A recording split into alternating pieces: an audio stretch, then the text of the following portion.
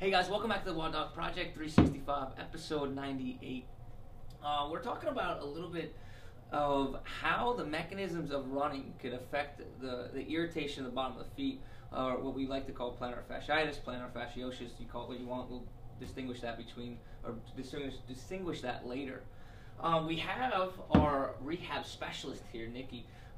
She's kind of like the Al Bundy of soccer, right? I mean, she's once scored 4 goals from defense in a single game back in 1976. No, but seriously, she used to be a competitive soccer player, and now she just kind of returned. I guess she had like a midlife crisis. She needed to get back into the game, right?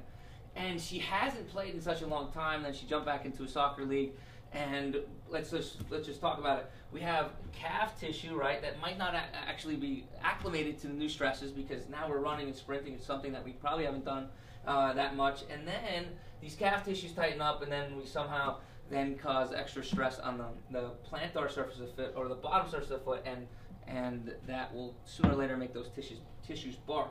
So let's talk about the mechanism of how that happens. When somebody jogs, even if they're a midfoot striker, right, even if they touch midfoot, they'll still rock back onto their heel before they carry through the rest of the gait, and it gives a little bit of a decrease of load. Not a lot. I'm still saying that there's more pressure on the plantar fasciosis, or plantar fasciitis, sorry, plantar fascia during a running gait than there is during a walking gait. However, it's not as extreme as when you start sprinting. When you start sprinting, the difference in the mechanics is that you're always on your toe. That means the heel's always off the ground, and that means this load on the bottom of the foot is always going to be the greatest. If you start adding in some multi-directional movements like you do in soccer, you're going to add some torsion, and that's the perfect mechanism or recipe for those tissues to start to bark. And then add in deconditioning, because those tissues haven't been exposed to that certain stress for such a long time, and now we just kind of made that whole recipe to disaster to come up. So here's our home remedies for that. Here's what we're going to try to do. We're going to take Nikki here, and we're going to start out mobilizing our calf, because remember, one of the things that we talked about, or we said at the beginning, is these tight calf tissues will put excess stress onto the bottom of the plantar fascia.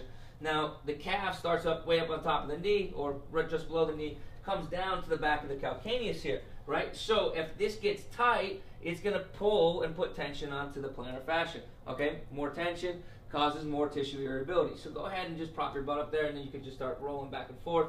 She's going to make sure that she gets the whole tissue here. We're going to do a little muscle mash to the whole calf. We're going to speed this up. She would do about 20 passes, and she's going to cross one leg over. When she does this, I want her to focus on some of the Achilles or the heel cord. So we're going to get her to get all the way down. We're going to pull the foot up, pull the toes up towards you. That's going to tighten that Achilles, all right, and tighten that heel cord, right? Make sure you get the inside and the outside. And allow us to get some tissue mobilization to the distal portion of the foot. Once we've done that, we're going to move up. We're going to use these alpha balls, right? This is something that comes from Yoga Tune-Up. I really like these balls. They're a little bit bigger than the average lacrosse ball, and they have this a little bit more of a cushioning effect to it. So we're going to use this as a sweeping mechanism, or kind of like a scavenger hunt for more tender tissues. So here's what it's going to look like. We're going to get Nikki to put her foot on there.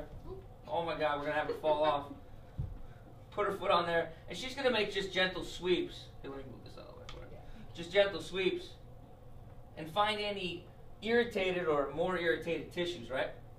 Once she does this, and she finds that, we're going to have her do a little ischemic compression on those. So whatever spot bothers her the most, right, she's going to just stand on that spot, take as much pressure off as she can, and spend about 1 to 2 minutes on that particular spot. Once we're done with that, we have these other balls, and the other thing that I liked about Yoga Tune-Up is they come in these like little sacks. They get multiple different balls, right? And you can use them together still in that sack. It's really, really cool. They did a great job doing that. So go ahead and throw that on there. This just is another way to contour towards your foot, and now we can use the 2 kinesio balls, or Yoga Tune-Up balls together for more myofascial therapy here.